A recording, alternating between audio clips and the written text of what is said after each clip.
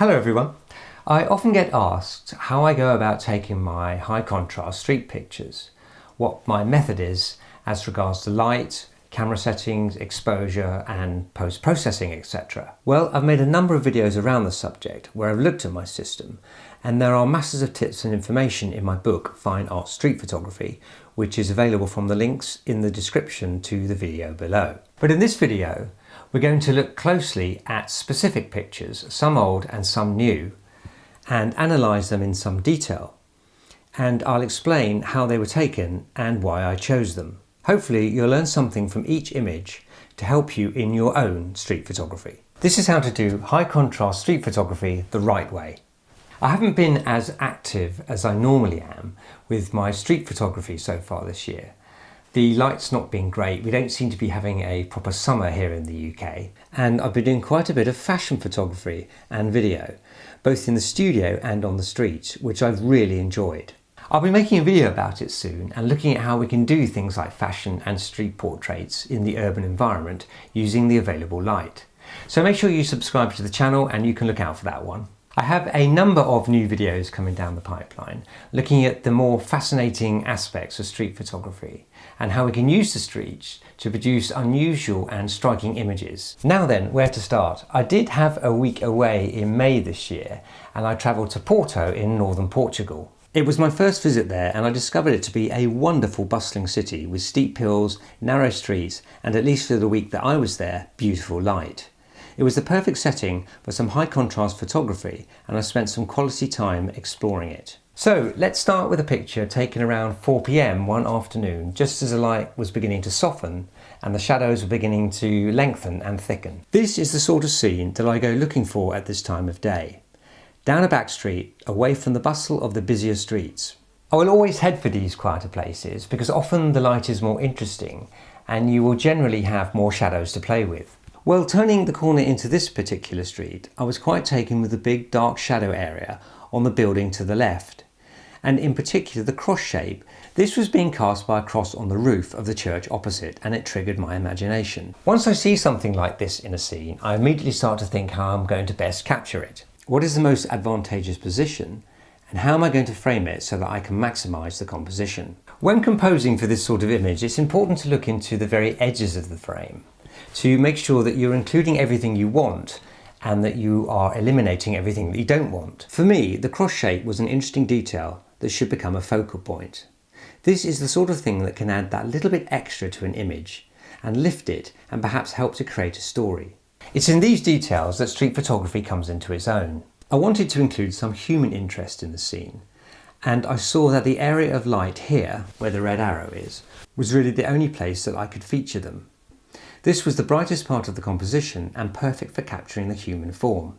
After deciding on my best position across the street, I set my camera to aperture priority mode, stopped down to f16 and focused the lens on this zone here, metering for the brightest part.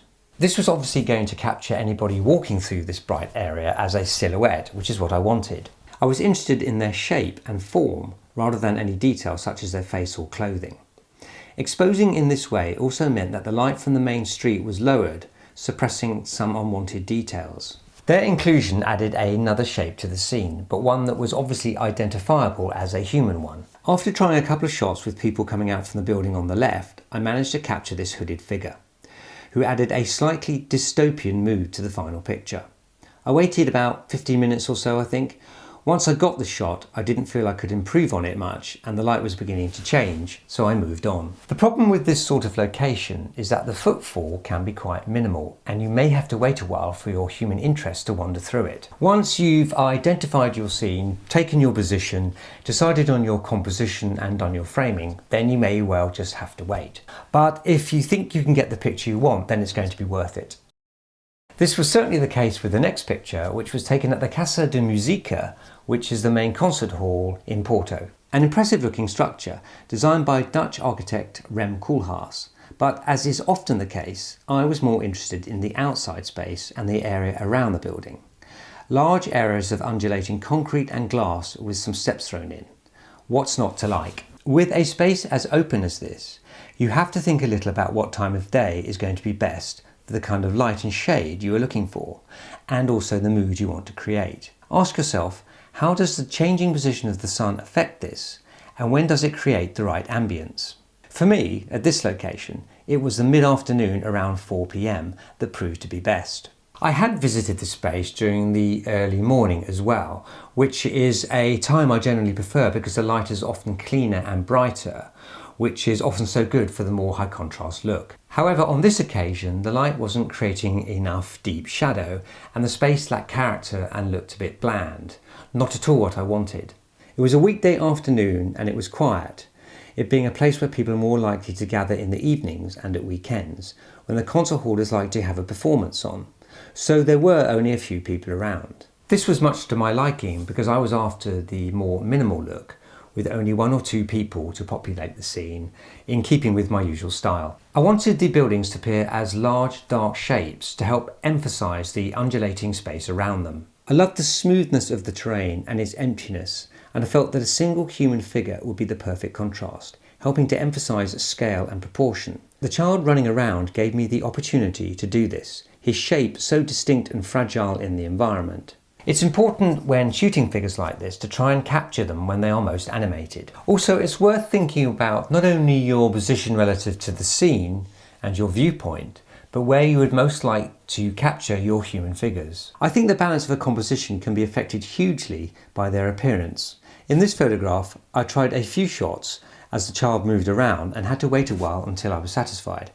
I was lucky, he ran into the position that I pretty much wanted him to be in. The exposure was okay, and there was some detail in the buildings which I was able to bring back a little during the edit, as well as increasing the overall contrast whilst not increasing the structural detail, as I wanted the ground to remain quite smooth.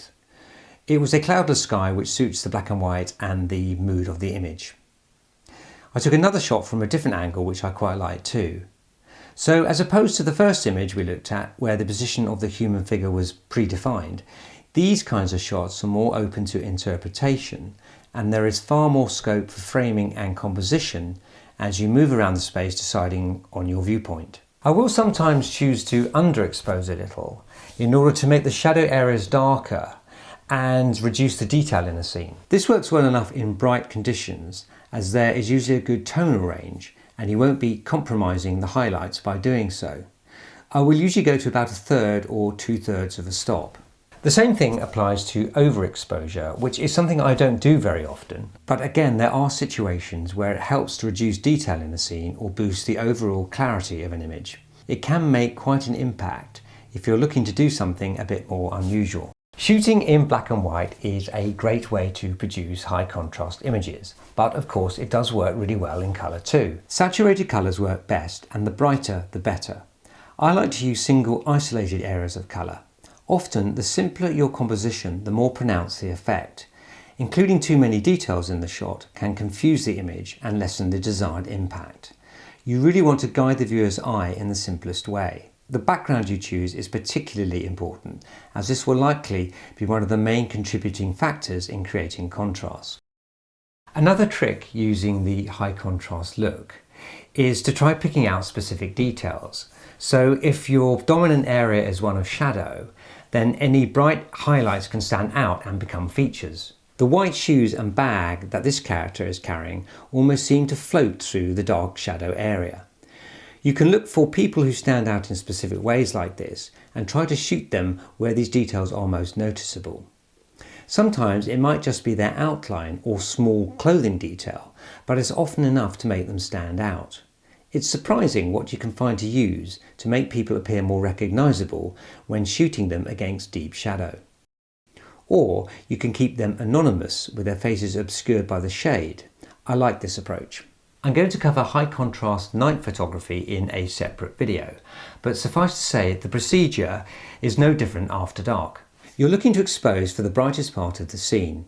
The aperture will be much wider and depth of field much smaller, and so sharpness will be trickier, but a higher ISO will help. Well, I hope this video has helped you to learn more about the high contrast look and how to go about achieving it. The main point is that the light has to be right, Bright highlights and deep shadows are best. Expose for the highlights and under or overexpose slightly, depending on the look you are going for, and use small apertures to maintain sharpness across the image to increase the impact. You can adjust the contrast afterwards when editing to help maximise the look. Try it out. Well, thanks for watching. Let me know in the comments how you like to do high contrast street photography and what tips you may have to help get the look. See you next time.